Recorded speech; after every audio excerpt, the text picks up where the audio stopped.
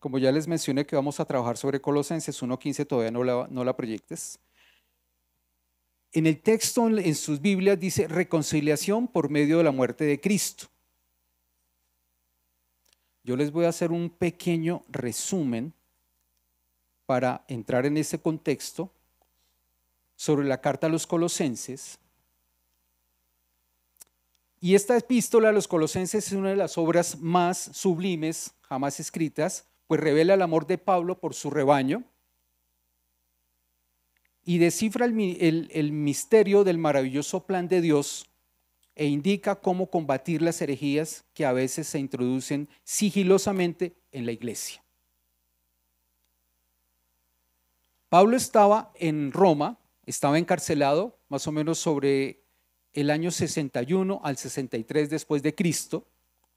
Recibe la visita de Epafras, ministro de Colosas de Asia Menor. Estamos hablando de Asia Menor, más o menos, ubíquense, es el sector de Turquía, más o menos en esa área. Esa era Asia Menor y más o menos donde está Colosas era el área de Turquía, lo que es hoy en día Turquía, más o menos. Y se había introducido una peligrosa herejía de un judaísmo gnóstico. ¿Conocen esa palabra? El gnosticismo. ¿Está vigente hoy en día? Está vigente, ¿cierto? Un judaísmo gnóstico, una pequeña herejía que estaba entrando en la iglesia. Pablo entonces escribe 3 epístolas, Efesios, Filemón y Colosenses, para ser llevadas por Tíquico y Onésimo. Eso habla en Colosenses 4, 7, 8, Efesios 6, 21. Los colosenses vivían en un centro industrial donde el judaísmo y el platonismo, hablándose de los judíos y de la doctrina de Platón, de Sócrates, de los griegos, toda esa enseñanza, que se mezclaban extrañamente. Era común en ese entonces la adoración a los ángeles y se creía que el arcángel Miguel había protegido a la ciudad de un desastre, pues ahora una poderosa y sutil herejía se había introducido en esa iglesia y Pablo tenía que combatir y desarmarla sistemáticamente.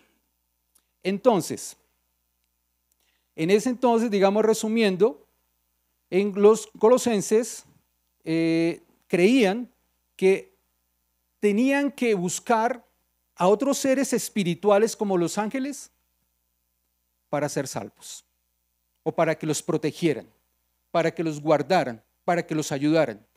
Como quien dice, Cristo no era suficiente. Entonces se mezcló esa herejía y por eso Pablo en la carta de los Colosenses hace una defensa de la deidad de Cristo.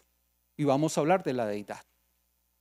También vemos que en el subtítulo dice reconciliación por medio de la muerte de Cristo. O sea, Pablo también se preocupa y le dice a los colosenses, hombre, tenemos que reconciliarnos con Dios. Tenemos que buscar su rostro. Tenemos que entregar nuestro corazón, nuestra vida al Señor. Yo les vengo a hablar de ese Jesús, de ese Dios. Pablo hace una defensa y es de pronto los puntos más fuertes de la apologética. Eso nos lo enseñaba esta mañana el pastor en las clases de apologética y de hermenéutica. En la apologética estamos haciendo una defensa de nuestra fe y sobre todo estamos haciendo una defensa firme de quién es nuestro Señor y nuestro Dios y nuestro Salvador. Amén. Bueno, ahora, cuando hablamos del subtítulo que dice reconciliación por medio de la muerte de Cristo, ¿qué significa reconciliación? ¿Qué significa esa palabra? Y reconciliación, en otros términos, es el restablecimiento de la relación del hombre con Dios. El hombre por su pecado se encontraba alejado de Dios, pero en la persona de su Hijo, Dios mismo ofreció el camino hacia la reconciliación. Pablo nos enseña que la reconciliación es una muestra de amor y se recibe mediante el sacrificio de Jesús en la cruz. Es una muestra de amor. Y cuando hablamos de una muestra de amor, podemos ver en la palabra que dice que no hay amor más grande que el Padre entregó a su Hijo por amor por cada uno de nosotros, ¿cierto? ¿Se acuerdan qué cita bíblica es? Juan 3:16. Amén. En 2 Corintios 5:18-20, omitar, gracias. Vamos a trabajar solamente 2 citas bíblicas. Esta es la primera que vamos a trabajar, la otra la vamos a desglosar. Y quiero que cuando vayamos mirando Colosenses lo tengan presente ahí en sus Biblias porque vamos a desglosar esa palabra. Voy a tratar de hacer un estudio muy rápido, muy concreto para mostrar quién es tu Señor, tu Dios y tu Salvador. Así de sencillo. Y todo esto proviene de Dios, quien nos reconcilió consigo mismo por Cristo y nos dio el ministerio de la reconciliación. Miren esa palabra tan bonita y tan hermosa. Nos dio el ministerio de la reconciliación. ¿A través de quién? De Jesucristo. Que Dios estaba en Cristo reconciliando consigo al mundo, no tomándoles en cuenta a los hombres sus pecados, y nos encargó a nosotros la palabra de la reconciliación. ¿A quiénes? ¿Al pastor? Solamente al pastor, ¿cierto? Y los demás a descansar. No, a todos, absolutamente a todos nos encargó esa palabra. Miren, se las vuelvo. Y nos encargó a nosotros la palabra de la reconciliación, perdón. Así que somos embajadores en nombre de Cristo. ¿Tú eres un embajador de Cristo? A donde tú vas, donde tú trabajas, donde tú estudias, por donde tú te mueves, tú eres un embajador de Cristo. No necesitas estar aquí arriba en el púlpito para hablar de Cristo. Simplemente con lo que el Señor ha hecho en tu vida, con lo que Dios ha obrado en tu familia, en tus seres queridos, eres un embajador de Cristo. Y en ti también está el ministerio de la reconciliación. Porque si nosotros entendemos que Cristo murió y que no tuvo en cuenta nuestro pecado, y por eso Dios nos reconcilió con el Padre a través de la muerte de Cristo, es una bendición, es un regalo. ¿Qué tuvimos que pagar por eso? ¿Qué has pagado por eso? Por ese ministerio de la reconciliación. ¿Qué has pagado? ¿Dónde has consignado? ¿Has enviado a Neki, a David Plata? A ninguna parte. Simplemente has entendido que tu Dios, tu Señor, no tuvo en cuenta tus pecados, que te ama, que quiere restaurarte completamente. Dios ama al pecador, no ama el pecado. Dios ama al pecador, no ama al pecado. Amén. Eso es claro. Así que como somos embajadores en el nombre de Cristo, como si Dios rogase por medio de nosotros, o rogamos en nombre de Cristo reconciliados con Dios. Y yo te pregunto, ¿en estos momentos no estás reconciliado con Dios? ¿Tienes alguna rencilla con el Señor? ¿Tienes algo que decirle al Señor? ¿Tienes alguna crítica para el Señor? ¿No has entendido lo que Dios ha establecido para tu vida, para tu familia, para tu camino? ¿Quién quiere empujarte por el desfiladero? ¿Quién es el camino, la verdad y la vida? Jesucristo. ¿Quién va delante de ti y te muestra quién es lumbrera a tus pies y lámpara al camino? ¿Quién? Jesús, ¿cierto? ¿Quién está atrás tuyo empujándote? El enemigo. El enemigo quiere llevarte a condenación, quiere llevarte a que no entregues tu vida a Cristo, a que no lo recibas, a que te rebeles, a que endurezcas tu corazón, a que lo juzgues, porque el enemigo lo que quiere colocar en tu corazón es es juzgamiento, es juzgar, es señalar. Dios es malo. Mire lo que me ha pasado, mire lo que pasa en el mundo. Esa es la verdad. Tenemos que hablarla a calzón quitado. Vamos a Colosenses. Por favor, estemos atentos de esta palabra. Esta palabra es maravillosa, es hermosa, es la defensa, es la apologética, es algo maravilloso y es algo que siempre debemos tener en cuenta.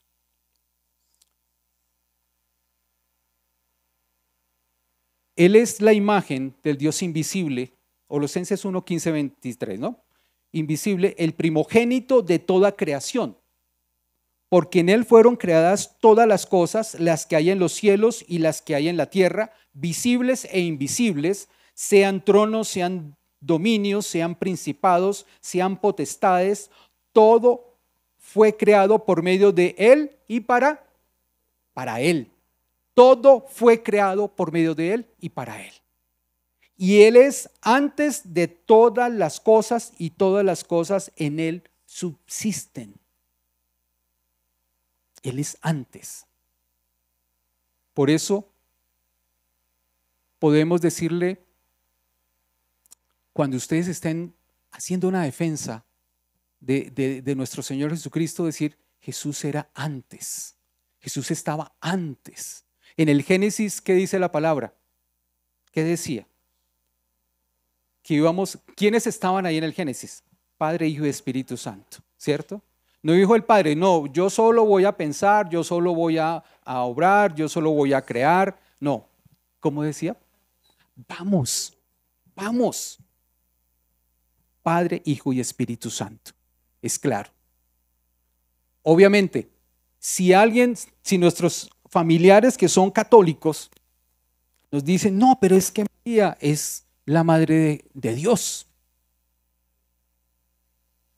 Aquí nos dice la palabra que Él es antes. Sí, es la madre, no de Dios, es la madre de Jesús humano, porque es el único ser humano que tuvo dos naturalezas, la humana y la divina. Es el único y no hay nadie más. Entonces, sí, es la madre de Jesús humano, pero Jesús estaba antes de la creación. Aquí tienes el argumento. Y hay muchas más citas bíblicas donde podemos argumentar eso. Y Él es la cabeza del cuerpo, que es la iglesia, Él que es el principio y el primogénito de entre los muertos, para que en todo tenga preeminencia, por cuanto agradó al Padre que en Él habitase toda plenitud. La plenitud se refiere a toda la grandeza de Dios, a todo su poder, a toda su magnificencia, absolutamente todo. Eso se refiere ese término. Y por medio de Él reconciliar consigo todas las cosas, así las que están en la tierra como las que están en los cielos, haciendo la paz mediante la sangre de su cruz. Ya sabemos que sin derramamiento no hay remisión de pecados. ¿Y quién nos redimió? Jesús. Y a vosotros también, que erais en otro tiempo extraños y enemigos en vuestra mente, haciendo malas obras, ahora os ha reconciliado en su cuerpo de carne por medio de la muerte, para presentaros santos, sin mancha e irreprensibles delante de Él. Miren esta parte tan bonita. Gracias a ese sacrificio, nosotros nos podemos presentar delante del Señor. ¿Cómo dice? Se los vuelvo a leer. Sin mancha e irreprensibles delante de Él. Miren, yo les confieso, al comienzo cuando empecé en los caminos del Señor, escuchaba una hermana que decía, no, es que sin mancha y sin arruga no podemos ver al Señor. Yo decía, uy Señor, pero creo que yo no te voy a ver, porque estoy manchado y arrugado, Señor. No te imaginas lo manchado y arrugado que estoy, Señor. ¿Cómo te voy a ver? ¿Sí? Obviamente, si nosotros vamos a ir a la presencia del Señor, si en este momento llegara el día, si Dios estableciera, Luchito, hasta aquí llegaste, te llamo a mi presencia. O si estamos vivos y viene el arrebatamiento, obviamente cuando seamos arrebatados, seremos transformados y el Señor nos va a dar un cuerpo glorificado, porque si no nos da ese cuerpo glorificado, no nos podríamos presentar delante de Él sin arruga y sin mancha. Entonces, anteriormente, la iglesia tergiversó completamente ese texto y con este texto lo que quisieron hacer es generar miedo y temor en los hermanos. En vez de enseñar esta palabra de una manera diferente, con la verdadera interpretación del Espíritu Santo. Si tú no tienes, acuérdense, si no tenemos la sabiduría del Espíritu Santo que me dice para entender, comprender, aplicar y enseñar la palabra, voy a tergiversar completamente cualquier texto de la palabra. Si yo no tengo la revelación del Espíritu Santo, voy a tergiversar completamente la palabra. Voy a sacar la palabra del contexto, voy a formar un pretexto. Y de esas malas interpretaciones han surgido falsas iglesias cristianas que se dicen ser hoy en día cristianas y están tergiversando completamente la palabra. ¿Por qué? Porque no tienen la sabiduría del Espíritu Santo para interpretarla. Amén. Bueno. Si en verdad permanecéis fundados y firmes en la fe y sin moveros de la esperanza del evangelio que habéis oído, el cual se predica en toda la creación que está debajo del cielo, del cual yo, Pablo, fui hecho ministro. Como les decía, aquí estamos hablando de la deidad de Jesús. Esa es la deidad de nuestro Señor y Salvador. La deidad, ¿qué significa? ¿Qué significa esa palabra deidad? Significa que Jesucristo es completamente Dios y posee la misma naturaleza divina del Padre. Jesús tiene atributos divinos como la eternidad, la omnisciencia, la omnipotencia y la omnipresencia. Ya los vamos a ver ahorita adelante. Es fundamental para el cristianismo enseñar que Jesús, siendo Dios, está en perfecta unidad con el Padre y con el Espíritu Santo. Están en perfecta unidad los tres. Dios en su esencia, entonces desglosando eso, dice, Dios en su esencia, la deidad de Cristo afirma que Él es Dios y no una simple criatura o un ser subordinado. Porque según los falsos maestros o algunas iglesias que se dicen ser cristianas, dicen que Jesús es simplemente un maestro, un rabino, pero que no es Dios. ¿Se imaginan eso? Eso lo dice Juan 1:1, en el principio él era el verbo y el verbo era con Dios y el verbo era Dios. Posee atributos divinos. Se le atribuyen características exclusivas de Dios como ser eterno, omnisciente, sabe todo, omnipotente, todo lo puede y omnipresente, está en todo lugar. Eso lo pueden ver en el Salmo 139. Es objeto de adoración. La deidad de Cristo es el fundamento para adorarlo como a Dios, lo cual se evidencia en pasajes bíblicos donde se le rinde culto. Juan 4:23, esa no la tiene, Somitar. Los verdaderos adoradores adoran al Padre en espíritu y en verdad. ¿Qué quiere el Señor de tu vida? ¿El Señor quiere sacrificios? ¿El Señor qué quiere? Perdónenme que me les meta al rancho. El Señor quiere que su merced se suba a Monserrate, que suba las escaleras de rodillas, descalzo, que tú te latigues, que tú te golpees. ¿Qué quiere el Señor? ¿Qué quiere el Señor? Que lo adores en espíritu y en verdad. Que lo conozcas, que lo escuches y sobre todo, Glorita dijo la palabra, obediencia. Eso es lo que quiere el Señor. Obedecer, dejarse guiar, dejarse orientar. Simplemente déjate orientar, conoce al Señor, conócelo y verás cómo el Señor va a transformar tu vida, pero con humildad, no con arrogancia.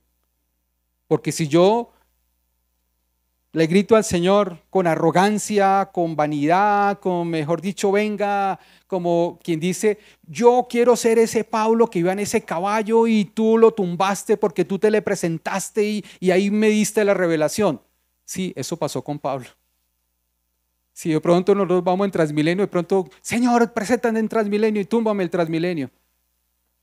No, tienes la palabra del Señor, tienes la iglesia, tienes a los pastores, tienes la enseñanza. Tú mismo puedes tomar la palabra y decirle, Espíritu Santo, dame la sabiduría para entender este libro. Enséñame la revelación, muéstrame la palabra. Yo quiero ser un verdadero adorador de Jesús. Así de sencillo. ¿Cuántos intermediarios tienes que utilizar? Ninguno. Directo. Así de sencillo.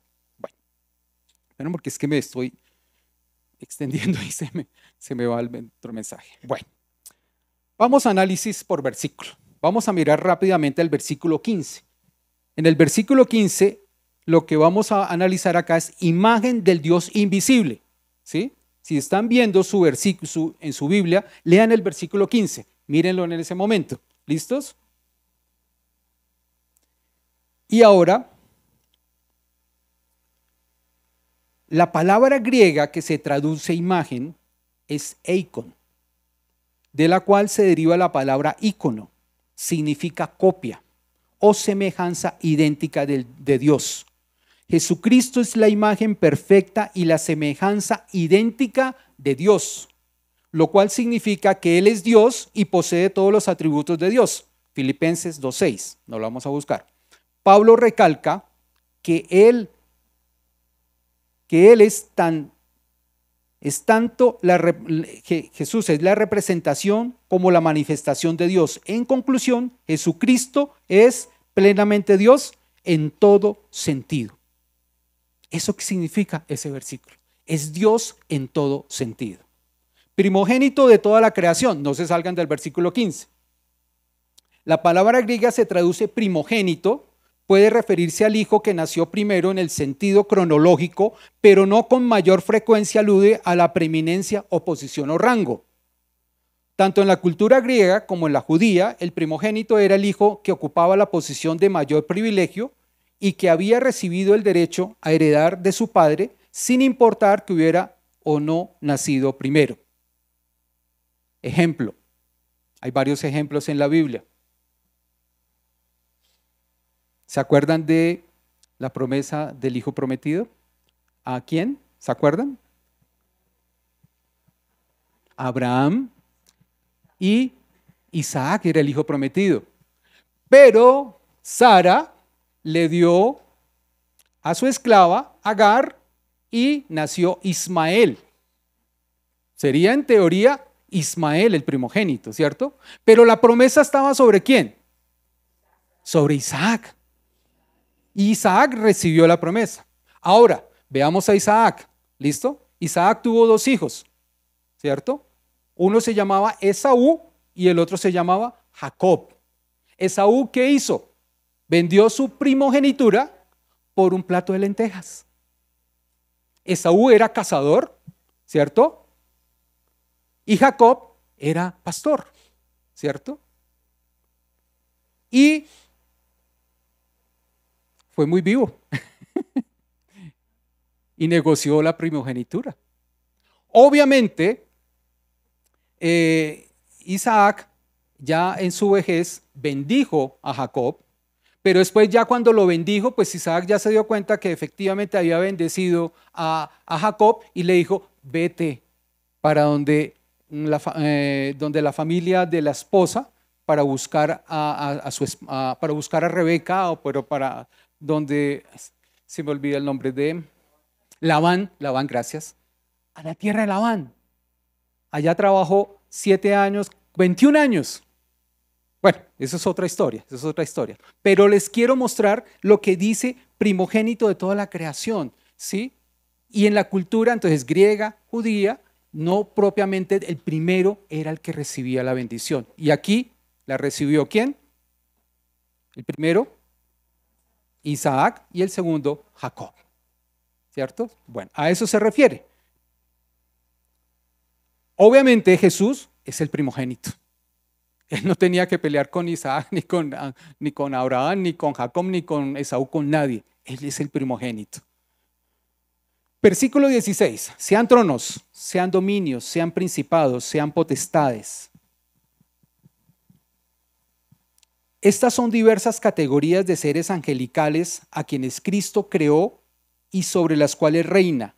No se especifica si son santos o caídos, porque el Señor, Él es el Señor de toda la creación. Aquí habla de seres angelicales, santos y caídos. Y aquí los falsos maestros habían incorporado en la práctica su herejía de la adoración a ángeles. Por eso les hice la introducción al libro de Colosenses 2:18, eso está ahí. Y esto incluía la mentira de que Jesús era uno de ellos, un simple espíritu creado por Dios e inferior a él. Eso era lo que decía la herejía, que Jesús era inferior a estos ángeles. Por eso Pablo dijo, no, esto no es así. Sí, fueron creados. En el mundo espiritual existe, mis hermanos, el mundo espiritual existe. Hay huestes, potestades, principados, gobernadores de las tinieblas, perturbadores, vigilantes, opresores, demonios comunes. Están ahí. La Trinidad satánica existe. Como en el cielo están los ángeles, arcángeles, querubines, serafines y los ancianos. Existen. Están ahí. Estamos nosotros en la boca del lobo, porque el príncipe de este mundo se llama Satanás. Estamos en el territorio, nosotros estamos en territorio de guerra. Y Satanás está en guerra con los santos. Santo es escogido para Dios. Somos escogidos para el Señor. No santos de que hacemos milagros. No, nosotros no hacemos ningún milagro. El Señor obra sus milagros de pronto a través de ustedes o de cualquier persona. O si tú le dices, Señor, obra sanidad en mi vida, en mi pierna. Como ahorita sintió sanidad en su pierna. Amén. Porque le clamó y creyó en el Señor. Y el Señor obra. Amén. Bueno. Pablo rechazó de plano esa noción y aclaró que los ángeles, cualquiera sea su rango y sin importar que sean santos o caídos, son simples criaturas y su creador es el Señor y Salvador Jesucristo, quien es el único que tiene preeminencia sobre ellos. ¿Qué quiere decir la palabra preeminencia? Autoridad y supremacía suprema de Jesucristo sobre todas las cosas. Cuando lean en que tiene preeminencia, significa eso, que Él tiene supremacía sobre todas las cosas. Yo les digo una cosa. Bueno, vámonos a esta parte. No nos hemos salido del versículo 16. Vamos por esta. Todo fue creado por medio de Él y para Él. ¿Qué significa eso? Todo fue creado por medio de Él y para Él. Esto implica que Jesús no es solo un ser creado, sino el centro y el sustentador y el objetivo de todo lo que existe, ya que todo, tanto lo espiritual como lo material, fue hecho por medio de Él para manifestar su gloria. Miren, todo existe por Jesús. ¿Crees en Jesús? Amén. ¿No crees en Jesús? No hay problema. Todo existe por Jesús. Todo está en equilibrio por Jesús. En la física, si ponemos a girar una esfera del tamaño de la Tierra, le aplicamos un impulso, le aplicamos una fuerza, o un trompo, como dice el pastor, báileme ese trompo en la uña, pongamos el trompo a dar vueltas. En un momento determinado va a perder su fuerza y se va a caer. Miren todo lo que lleva la creación y la tierra sigue en su lugar, en sus desplazamientos perfectos. Qué bueno, que el clima lo hemos afectado, sí. Que el cambio climático también es una de las señales que el Señor dice antes de su venida? Sí, el cambio climático también. Sí, que nosotros contribuimos también con los carros, con los combustibles fósiles y con toda la contaminación, obviamente. Pero el Señor no creó una tierra debilucha que nosotros que vinieran 800, ¿cuántos que somos? 80.000 millones. 8.000 millones, que 8.000 millones de personas fueran a desestabilizar toda su planeta, su creación. No, no, obviamente nosotros ayudamos, pero el cambio climático es una de las señales. Por medio de él, la creación no ocurrió sin él. La frase afirma el papel de Jesús como agente de la creación. Para él, la creación tiene un propósito centrado en Jesús. Todo fue creado para glorificarlo y para que todo en él encuentre su fin. Principio y consistencia, él existe antes de todo y mantiene la cohesión. La cohesión es la unión de todo lo que ha sido creado. En el contexto de la Trinidad, no hay contradicción en esta afirmación y otras escrituras que mencionan la creación por parte de Dios Padre o el Espíritu Santo, ya que la Trinidad actúa en unidad. La frase simplemente destaca el papel supremo de Jesús en la creación. Amén. Bueno.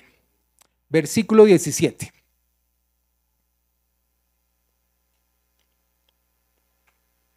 Él es antes de todas las cosas. Al comenzar a existir el universo, Cristo ya existía. En consecuencia, Él ya existía y por definición es eterno como solo Dios puede ser eterno.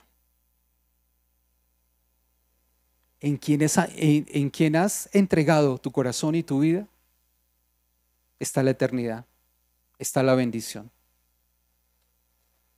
Este es un perfil. Esto es para afianzar tu amor por Jesucristo. Esto es para que tú digas, he abrazado a mi Señor, a mi Dios, a mi Salvador. Para que nadie venga a decirte cosa diferente, para que nadie venga a decirte que Jesús no fue, que Jesús no lo hizo, que Jesús no te ama. No. Has entregado tu corazón al dueño del aviso, digámoslo así. ¿Qué mayor regalo, qué mayor tesoro que es conocer a Jesús? ¿Qué mayor bendición que entregar nuestra vida a Jesús? No somos perfectos. Dígame, ¿quién de nosotros es perfecto? ¿Quién de nosotros no se equivoca? Pero a pesar de eso, Dios está ahí para ayudarte, para extender tu mano, para extender su mano, tomarte de la mano, llevarte por el camino, restaurar tu corazón, restaurarlo absolutamente todo. ¿Tú crees que el Señor no se acuerda de ti? ¿Tú crees que el Señor no sabe lo que vives, lo que sientes, lo que estás pasando, lo que estás padeciendo, tu enfermedad, tu dolor, tu tristeza? Él lo sabe todo. ¿Y qué quiere hacer nuestro Dios, nuestro Señor y Salvador? Restaurarnos. Pero depende de mí que la obra del Señor se haga viva en mi vida. Depende de mí. Depende de mi terquedad, depende de mis argumentos, depende de mi pensamiento, depende de mi doctrina, depende de la filosofía, del humanismo, de lo que me quiera alejar, de entender que el enemigo quiere robar tu paz, desviarte del camino completamente. Con drogas, alcohol, adulterio, fornicación, homosexualismo, lesbianismo, con todas las cosas habidas y por haber que hay hoy en día y que se están normalizando y que son normales. Y el mundo las aplaude. Por eso les explicaba, Dios ama al pecador, pero no al pecado. Amén. Bueno. Subsisten, literalmente, mantener juntas. ¿Qué significa esa palabra? Mantener juntas. Cristo sostiene el universo y preserva el equilibrio necesario de fuerza, masa y energía para la existencia y la continuidad de la vida. Se los vuelvo a repetir. Cristo sostiene el universo y preserva el equilibrio necesario de fuerza, masa y energía para la existencia y continuidad de la vida. Si este planeta alberga vida y tiene vida, es por Jesucristo, por nadie más. Absolutamente por nadie más. Sustento activo, Jesús no solo es el creador, sino también el que activamente sostiene todas las cosas en su lugar y orden. Es como si el universo existiera a través de y gracias a su continuo poder. Hebreos 1:13, se lo pueden buscar. Principio unificador, Él es el centro que une todas las partes de la creación. Todas las cosas tienen su cohesión, o sea, están juntas, y centro común en Él. Continuidad, la frase en griego puede traducirse como todas las cosas continúan o perduran. Esto subraya que la existencia continua del universo se debe ¿a quién? A Él. La existencia continua del universo se debe a Él. Que este universo exista, que la Tierra exista, que las estrellas existan, que todo el universo exista, es gracias a Jesús. Y lo hemos recibido en nuestro corazón. Lo hemos recibido en nuestro corazón. Él es nuestra vida. Por eso nosotros, Presencia Viva, es una iglesia que predica a Cristo, enseña a Cristo, respiramos a Cristo y queremos presentar a Cristo. Así de sencillo. Esto es Presencia Viva. Para quienes nos están escuchando en redes sociales, esa es nuestra función. Presentar al Señor, a nuestro Dios, a nuestro Salvador, a Jesús, quien es todo para nosotros. Amén. El rol de la iglesia. Esta idea se aplica directamente a la iglesia, ya que se dice que Él es la cabeza del cuerpo y por tanto la iglesia subsiste ¿en quién? En Él, en Cristo. Cuando está Él, en Él, la iglesia se mantiene unida y con propósito. Si nosotros no nos alineáramos a este propósito, alinearnos con Jesús, con nuestro Salvador, no estaríamos haciendo absolutamente nada. Posiblemente tendríamos un auditorio de 5,000, de 10,000, de 20,000 personas.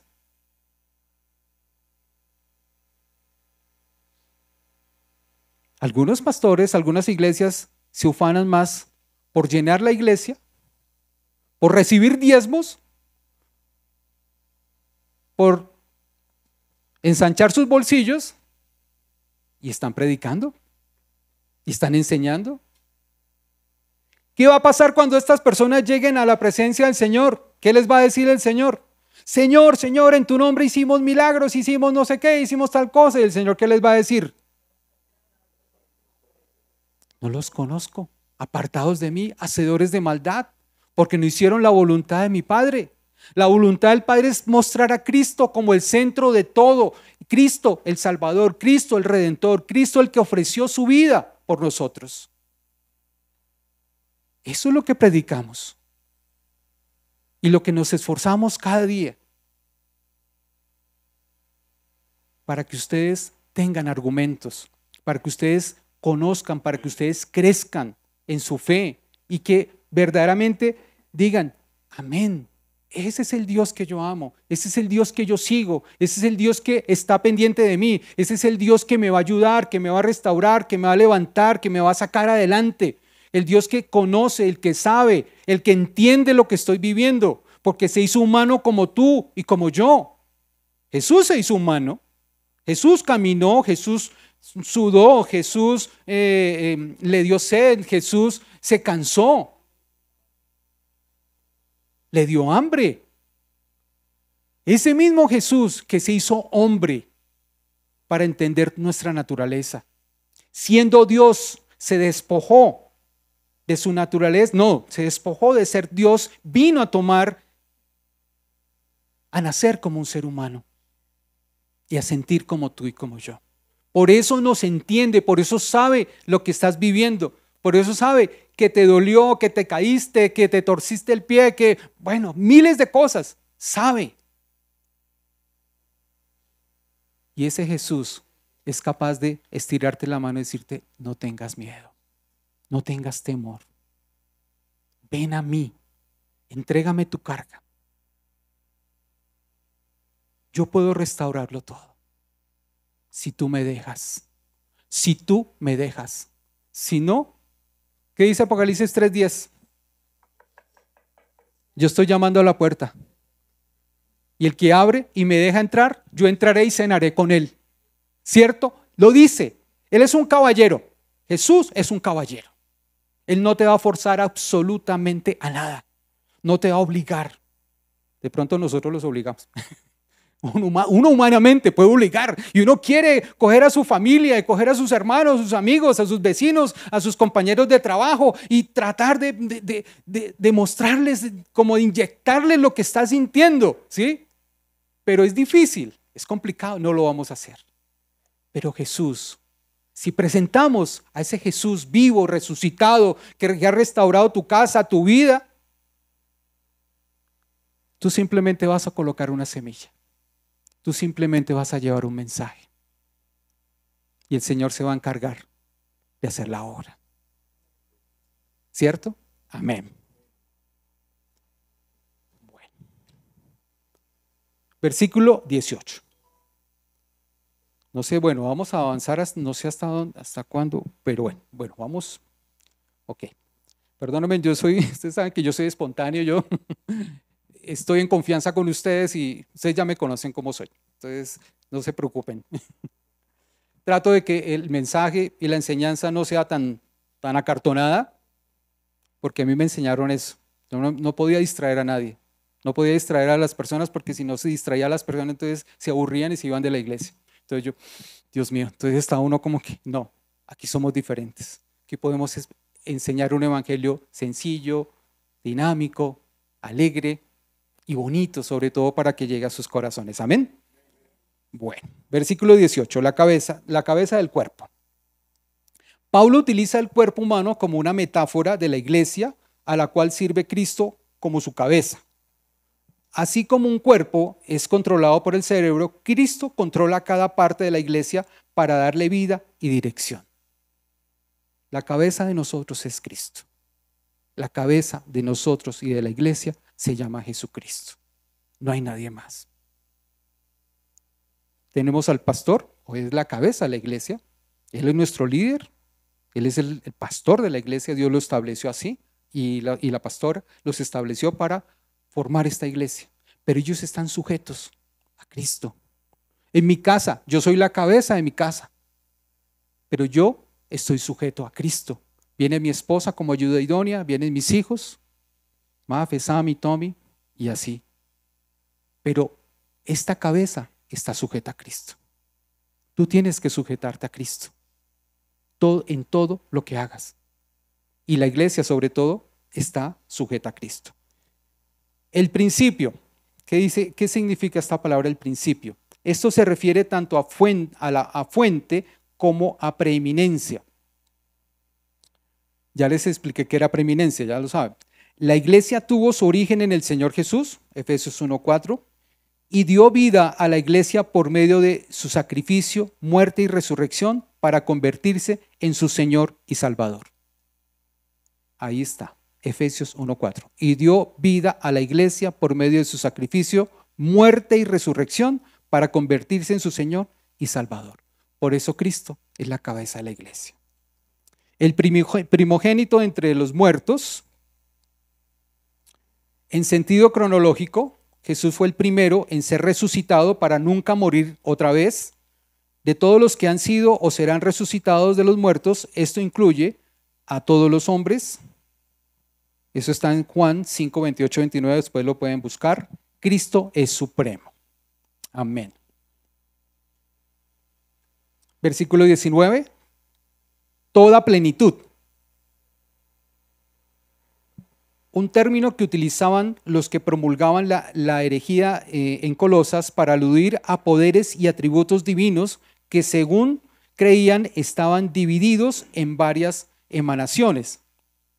Es el proceso de un origen o un principio de algo, eso significa emanaciones, proceso de un origen o un principio de algo. Pablo refutó sus ideas al afirmar que la plenitud de la deidad, todos los poderes y atributos divinos no estaban repartidos entre seres creados, sino que habitan por completo en Cristo.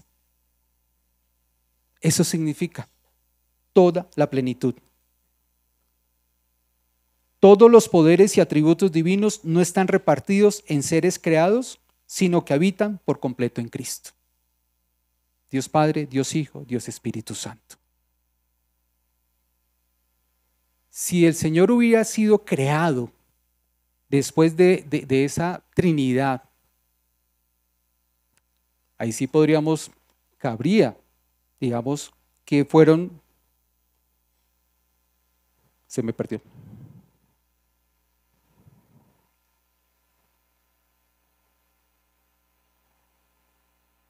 Seres creados. Jesús no fue un ser creado. Es Dios Padre, Dios Hijo, Dios Espíritu Santo. Por eso esa herejía, Pablo la refutó y la invalidó. Amén. Obviamente, aún hay personas que todavía creen eso. Hay personas que todavía creen todas estas herejías. Por eso les hablaba del gnosticismo, de la nueva era. Y la nueva era tú la vas a encontrar en el Antiguo Testamento. No es la nueva era. Esa nueva era ya es vieja era. Lo que pasa es que la empezamos a conocer hace como 20 años. Empezaron como esa corriente de la nueva era. Y mentiras, eso viene desde el Antiguo Testamento. ¿Sí? Todo eso, y hay gente todavía que se engaña con esas falsas doctrinas.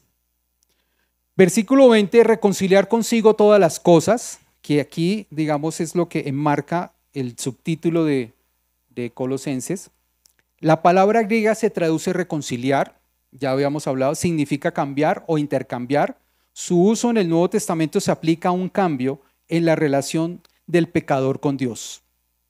El hombre es reconciliado con Dios cuando Dios lo lleva a una relación correcta con Él mediante Jesucristo. En este versículo se utiliza una forma intensificada de reconciliar para referirse a la reconciliación total y completa de los creyentes y en últimas de todas las cosas en el universo creado.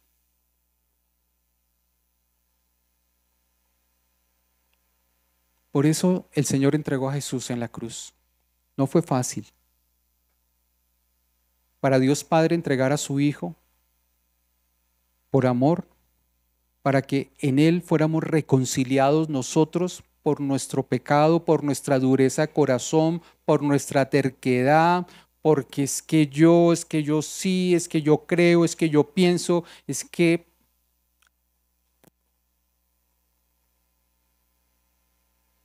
Ahí está la reconciliación, para reconciliarnos con el Padre, para unirnos nuevamente a Él. Miren, somos su creación perfecta. Nosotros somos su creación perfecta. Tú eres la creación perfecta de Dios. Y estábamos perdidos en pecados, en deleites, en caminos desviados. Y por eso murió nuestro Salvador. Por eso Dios nos reconcilió con Jesús. Por eso es tan importante su sacrificio en la cruz. Por eso es tan importante que entendamos. Miren, hermanos, no les estamos diciendo ustedes tienen que ser perfectos y nunca jamás volver a pecar. Somos seres humanos. Jesús por eso se hizo humano. Sintió como nosotros, vuelvo y se lo recalco. Y sabe que tenemos una lucha diaria. El enemigo está como león rugiente a ver a quién va a devorar, a quién le hace la zancadilla, a quién se le atraviesa. Como decía el pastor hace poco en un tiempo que nos estaba enseñando, ningún cristiano puede ser poseído por un espíritu, por una entidad. Porque en nosotros ya habita el Espíritu Santo. ¿Podemos ser influenciados? Sí, podemos ser influenciados. ¿Podemos ser de pronto atormentados, agobiados? Sí, claro. Pero en nosotros está el Espíritu Santo. En nosotros está el Espíritu del Señor, quien todo fue creado por medio de Él y para Él. Y tú eres su creación perfecta. Tú eres su creación perfecta. Entonces, ¿por qué muchas veces nos damos látigo? ¿Por qué nos damos látigo nosotros? Dígame. Porque a veces no aceptamos la dirección del Señor. Porque dice la palabra que a veces que no seas como el bulo o el buey, que toca tensarle la rienda, ¿cierto? El cabestro, ¿cierto? Porque a veces somos como ellos. A veces metemos la cabeza y Dios nos dice, por ahí no es. ¿Por qué endureces tu corazón? ¿Por qué endureces tu corazón? ¿Por qué no dejas que el Señor tome tu vida? A veces podemos tener argumentos. Y yo puedo presentar mis argumentos delante del Señor. Señor, aquí está Luisito con mis argumentos. Es que fue fulano, sutano, merengano. ¿Qué me va a decir el Señor? Ay, Luisito, ay, cómo me lo lastimaron. Ay, cómo le hicieron. No. Ay, pobrecito Luisito, venga. Obviamente, si yo voy a presentar mis argumentos, el Señor me va a decir, ¿y tú qué hiciste? Me lastimaron, tú no lastimaste. Me hirieron, tú no heriste. Me insultaron y tú no insultaste. Dígame, ¿cuántas veces criticamos? ¿Cuántas veces levantamos una mala palabra? ¿Cuántas veces antes de que empiece la prueba ya estamos derrotadas? No, yo no puedo con esto. Esto es superior a mí. Esto es superior a mis fuerzas. ¿Cuántas veces? Por eso yo te digo que si nosotros nos presentamos nuestros argumentos del Señor, el Señor tumba ese argumento. ¿Qué quiere el Señor? Él quiere mostrarte a su Hijo. Quiere mostrarte que Jesús es tu esperanza de vida. Jesús quiere restaurarte, tu hogar, tu casa, tu familia, tu trabajo, la provisión. Señor, yo sé que es un sacrificio de pronto venir un domingo a la iglesia, Señor. De pronto es el día más productivo para mí, Señor. Yo sé que ese día llega mucha gente y ese día vendo mucho porque es que necesito mi negocio.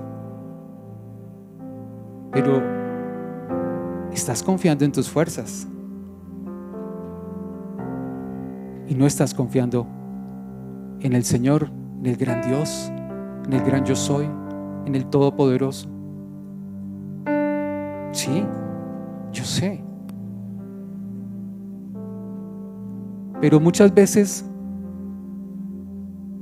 como les digo, nuestros argumentos delante del Señor son desvirtuados fácilmente.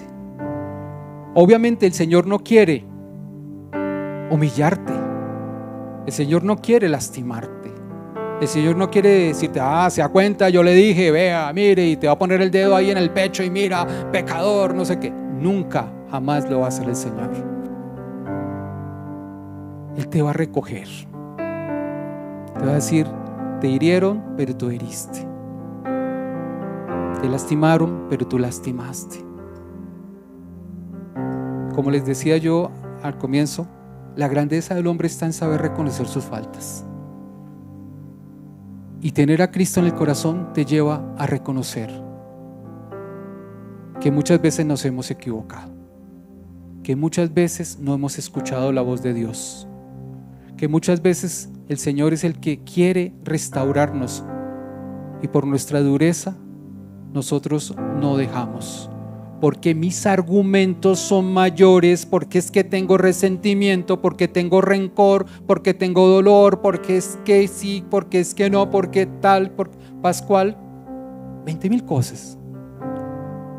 El Señor quiere restaurarlo todo y quiere mostrar su rostro a ti, a tu vida, a tu familia. Jesús es el centro de tu hogar, de tu esposa, de tus hijos, de tu trabajo, de tu negocio, de tu emprendimiento, de tu ministerio, de la iglesia. Eso es lo que te quiere mostrar el Señor hoy. Tus anhelos, tus esperanzas, tus sueños. Tenemos sueños, claro, amén. Pongámoselo en el Señor. Señor, quiero estudiar, quiero viajar, quiero conocer, quiero emprender, quiero tener un negocio más grande, quiero que me bendigas, quiero que bendigas el trabajo de mis manos, que bendigas a mis hijos, a mi esposo, a mi esposa, a la familia. Que me hagas un instrumento tuyo, Señor, como un embajador. Soy un embajador tuyo para presentar a Jesucristo. Eso es lo que quiere hacer el Señor. A eso nos está convocando el Señor.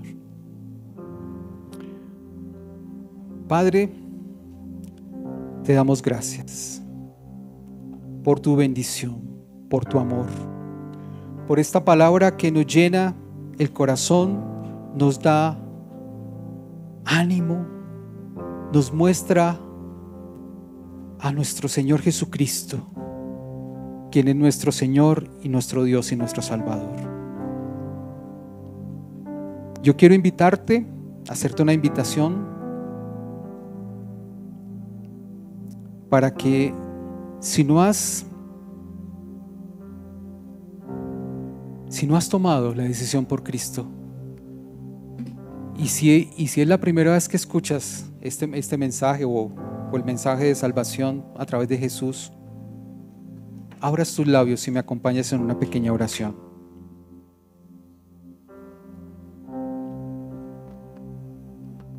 Esta oración es para tomar la decisión por Jesús, para hacerlo nuestro Señor, nuestro Dios y nuestro Salvador. No es una oración mágica, no es una oración que tengamos que hacer todos los días. Bueno, sí, es una oración que tiene poder, porque estamos hablando, le estamos pidiendo al Señor que entre en nuestras vidas. Es algo que nos va a transformar, que nos va a cambiar, pero no es esa magia que ve el mundo, es el amor, es una oración con amor. Y te pido, si has escuchado este mensaje y ha llegado a tu corazón y quieres tomar la decisión por Cristo, repite conmigo. Y los que están en redes sociales también, si es la primera vez que escuchan, por favor, y si quieren tomar la opción por Cristo, háganlo conmigo. Padre Santo, en el nombre poderoso de nuestro Señor Jesucristo, en la presencia de tu Espíritu Santo, hoy reconozco que soy pecador. Hoy me arrepiento y te pido perdón. Jesús de Nazaret, entra en mi corazón y haz de mí la persona que tú quieres que yo sea. Escribe mi nombre en el libro de la vida y no lo borres jamás. Yo te reconozco como mi único Señor y Salvador personal. Lléname con tu presencia, con tu amor y sobre todo con tu Santo Espíritu. Gracias, Padre, por perdonar mis pecados. Gracias, Jesús, por entrar en mi corazón. Amén y amén. Mis hermanos, todo honor y toda gloria son para el Señor. Amén. Démosle un aplauso al Señor.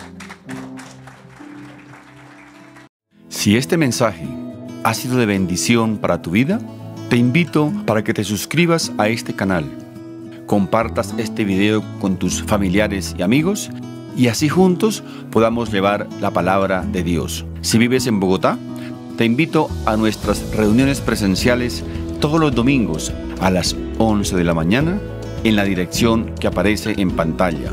Dios te bendiga.